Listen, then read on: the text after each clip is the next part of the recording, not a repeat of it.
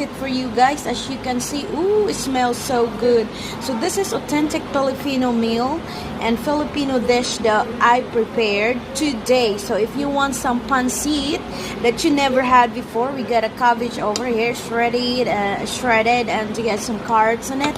So if you want to try authentic Filipino good food, come and So Good restaurants. Come in So Good restaurants and you can taste the Philippines food.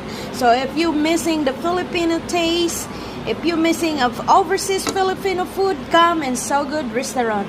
Nagsiserve po kami ng authentic Filipino food. So kung ikaw ay Filipino at dito ka sa aming location, sa aming state, ano pang hinihintay mo? Halina at tikman ang aming mga pagkain na gawa sa homemade. So namimiss mo ba ang pang-Pinas na pagkain? So Good Restaurant ang magsusulba dyan. And God bless you guys.